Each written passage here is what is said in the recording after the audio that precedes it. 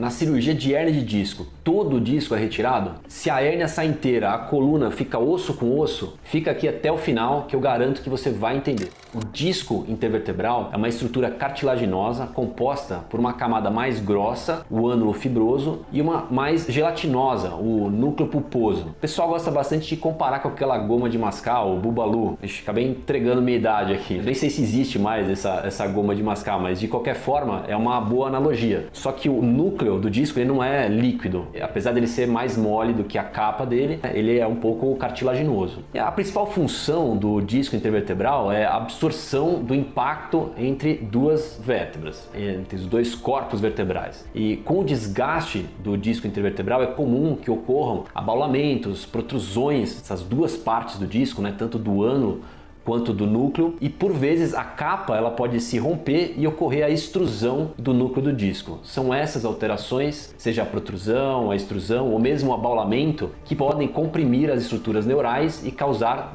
dor, déficit neurológico e enfim serem possíveis de tratamento cirúrgico. Bom, na cirurgia, se a maior parte do ânulo for retirada, o disco ele fica muito aberto e a maior parte do núcleo também precisa ser removida para que não ocorra uma recidiva precoce da hérnia de disco. Nessa situação, essa preocupação do paciente ficar osso com osso é possível sim de acontecer. Geralmente não tem necessidade de remoção total do disco, especialmente se não está programada nenhuma colocação de próteses entre as vértebras. E o disco remanescente associado aos ligamentos e às articulações de trás da coluna, eles acabam segurando as vértebras no local, ocorre uma cicatrização entre elas no local do disco. Se de fato a remoção de tecido for muito agressiva, pode sim haver um colabamento vertebral e o fato de ficar osso com osso pode eventualmente gerar dor e necessidade de outros procedimentos no futuro. Importante entender que o que precisa ser retirado na cirurgia de hérnia de disco é a parte do disco que está comprimindo o nervo e que geralmente é formado pela parte extrusa, que é um núcleo que sai do lugar, ou então por parte do núcleo que está querendo sair do lugar, mas que está contido pela capa, pelo ânulo, que são as protrusões de disco. Nesses casos, o ânulo ele é aberto na cirurgia